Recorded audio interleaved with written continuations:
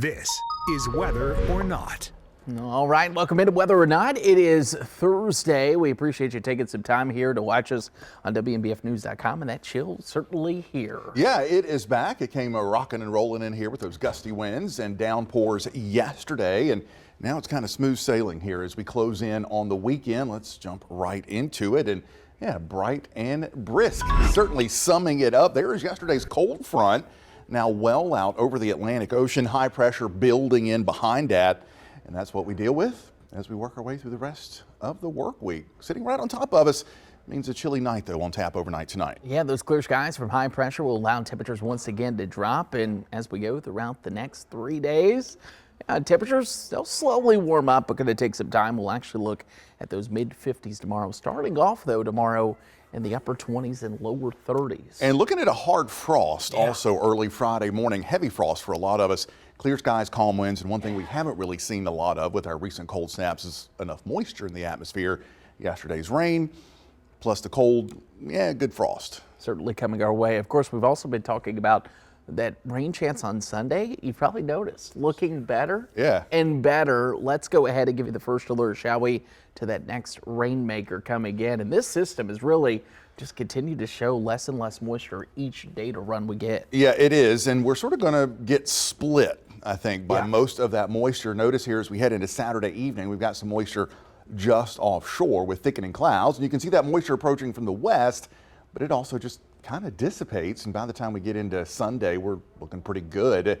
Same thing as we head into Monday. I think we see a lot of clouds, but not really much in the way of rain outside of maybe a sprinkle Sunday into Sunday evening. Yeah, no significant cold front. Actually going to warm up a little bit as we head into next week with some 60s and 70s as well. We'll keep an eye on that as we head closer to the time being. Let's go ahead and go coast to coast. Let's start with our U.S. Extremes and what I love, 2 new places here on Weather or Not. How about Fort Lauderdale, Florida coming in? Temperatures 88 degrees, of course, before the front moved through even as far south as Florida yesterday. And I couldn't see that one. Bottineau, North Dakota? Bottineau, North Dakota. Bottineau. 18 below zero. What do you know about Bottineau? The only thing I know is it is one of the top tourism areas for North Dakota because of the winter park they have there for skiing and sledding and all that. So I would have thought Mount Rushmore. It's one of the top. I think it's top 5. Mount Rushmore's number 1. Yeah. Bottineau. But anyway. In a winter park. Winter park. I may have to go. Yeah, there you go. I love a winter park. I was going to say, too, especially this time of year, you would be all about it.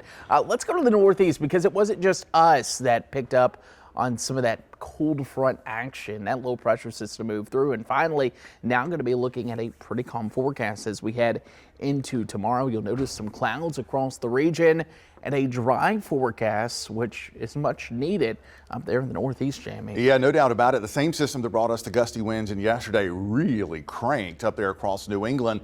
Let's take you into Boston yesterday, where those heavy downpours led to some pretty significant flooding. Look at that. Yeah, that's the I-93 tunnel there in Boston, Massachusetts, with some pretty significant flooding issues there, not only with the rainfall, but there was also some very powerful winds there in the Northeast. We had some 40 to 50 mile per hour wind gusts from that system. Some of those wind gusts up there in New England, though, anywhere from 50 to 60 and even 65 miles per hour. Check out all the storm reports across the Northeast from that system yesterday.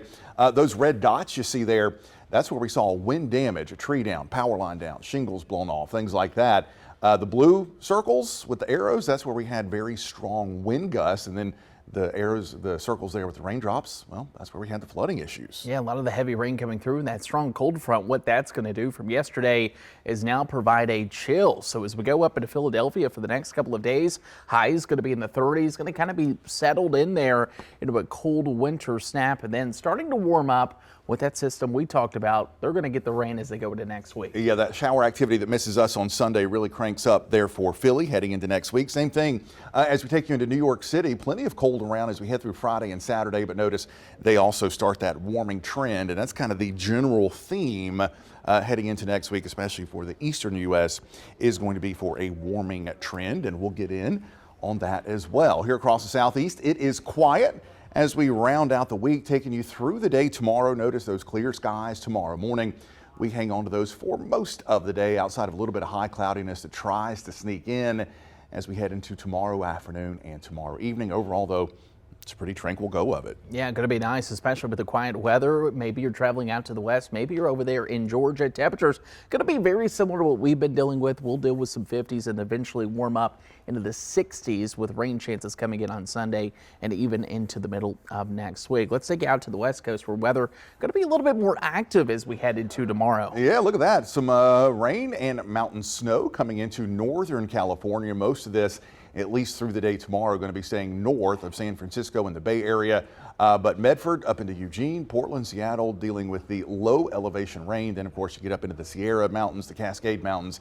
That's where they're going to be dealing with some big time snow. Notice, though, where that rain is not falling, and that's in Southern California down by LA and Malibu.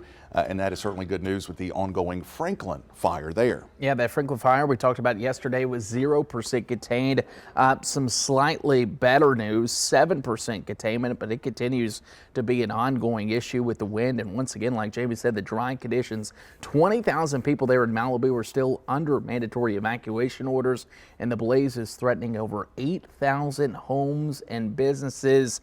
It's estimated there that the fire has burned over 4,000 acres and continues to grow, and they could desperately use some rain, but high pressure hanging out there to the south, just keeping them dry across the region there off in the west coast and the far southwest. Yeah, really dramatic video there coming out of Malibu. Temperature-wise across the west coast, including down in Southern California, we are talking about those temperatures, kind of seasonable, 50s, 60s in LA and Malibu, 71 for Palm Springs, and right around 70 as we take you into Phoenix, 40s in Flagstaff. Into the upper Midwest, it's a quiet go of it here. A couple of high clouds around, otherwise not much happening. They are slowly thawing out after some of that serious chill in that minus 18 there in Botno. The other day, notice those temperatures starting to recuperate a little bit. Yeah, we were talking about single digits. At least we'll start to see some teens show up there in the farther northern portions.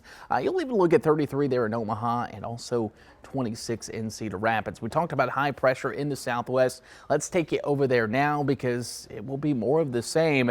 A very quiet and clear forecast. And notice as we go throughout tomorrow, hardly any clouds. And if there are any clouds, they begin to move out of the area as we head into the weekend. Yeah, and kind of quiet, kind of seasonable. Temperatures in the 60s across most of Texas. You can see some of that colder air up there across northern New Mexico, the ski resorts in and around Taos, into the 30s and 40s, maybe picking up on a little bit of snow heading into the weekend. All right, and as we go into the weekend, we want to remind you to look up over the weekend. Check this out. The Geminid meteor shower will peak this weekend. Technically, it's Friday night, but this lasts through the duration of the entire month here from Thanksgiving to Christmas, and peaking with 120 meteors as we go into the weekend. This is a very popular one that happens annually. You can obviously see those meteors from what sounds disgusting, the dust in the atmosphere creates. What do you think about it? But we want to remind you it peaks this weekend. And if you're thinking of ways to look at it, we've always talked about this, avoid the city lights. With this meteor shower, if you could put the moon to your back and look the opposite of the moon, you'll have the best chance to view that, mainly after midnight as we go into this weekend. A little caveat about this one, though. Up to 120 meteors per hour. That is under ideal conditions. Geminid viewing conditions. You mentioned the moon to your back. For this viewing, the reason is we're closing in on a full moon. So the brighter ambient sky, because of the full moon, is going to cut down on the amount of potential meteors you could see. I would cut that number way down. Especially for us. Yeah, especially for us. And now if you're somewhere where it is pitch black, yeah, then yes, you're probably going to see a couple an hour. You're not going to see 120 per hour, I can guarantee you that. Well, and if you see any, be sure to let us know. Yeah. Speaking of which, and how you can let us know if you see anything, you can scan this QR code and download the WMBF First Alert Weather app. You can see it, snap it, send it. This will take you to the app, and at the bottom, you can once again send those photos in. That is how you do it. Speaking of which, let's go to some of our favorite photos, Jamie, that we got in here coming across the region. Yeah, Tina, nice looking sunrise or sunset, can't really tell, but obviously Intracoastal Waterway down there in Soxty looking beautiful with those clear skies. Thank you again, Tina, always providing us with some of those beautiful shots. And speaking of your sunrise, let's take you to that sunrise forecast. We were asked to make a graphic similar to this, so we're going to do it for you. We're going to provide that. I love it. Clear skies tomorrow. Going to be a lot of clearing. Those clouds won't roll in early enough to provide that ideal Yeah. view that photographers want. But still, if you're thinking, hey, want to go catch it, going to be cold out there, but good to go see. So let's talk about this graphic real quick. Okay, here All we right, go. All right. So during the Are You Serious podcast, Yep. we were talking to the photographers. They wanted a sunrise and sunset forecast. They don't want completely clear skies. Mm-hmm. You want some cloud cover. I believe they said ideally 30 to 70% of the sky with clouds. Yeah, they That's love kind to of see the sweet spot. rays come through. That's kind of the sweet spot. You need some clouds to really get that color. So that's what we're going to be watching. That's what this forecast is based on. So we got it down there at the clear side tomorrow morning. I think sunset tomorrow evening, though, likely going to be right in that sweet spot with some high clouds moving in. Yeah, So high- get those cameras ready. And depending on how long they stick around, I know they come out of the area Saturday, maybe Saturday morning. Yeah, Sort of Saturday moving morning out. could be good as well. Could be good. So photographers, beware of that. We'll have it to you. Let's go to another photo here as we go to see a snap it, and this one getting us in the holiday mood. I've been in the holiday mood since basically November. Ricky Helmer sending this in, and I don't know if you saw this video too. There's a video of it. Yes. Synchronized. Oh, yeah. All kinds of songs. I don't even know how to do that. That's way more patience than I have for Christmas lights. I throw up a string around a bush and around a window, and I call it a day. But I certainly admire people who do this. And again, our Light Up the Nights contest going all the way through the 20th. So a couple more days to get in those photos. We're going to be featuring those on the air, then announcing that grand prize winner coming up on the 23rd. So let's see those lights. Yeah, year-long gym membership is the grand prize, so you can look more like this guy as we Obviously, bring my in gym membership's not working. to the new year. Fun show today, as always. Of course, tomorrow, Friday, looking ahead to the weekend events and giving the first alert to, once again, the changes with that ring chance. And I'm excited about tomorrow's show. We're also doing a little deep dive back a year. December cane, which still is kind of amazing when you go back and look at some of the stats from that. So we'll be recapping that a year ago coming up pretty soon. All right, can't wait to see it. Plus the Friday happy hour, all that tomorrow. For now, enjoy your all's day.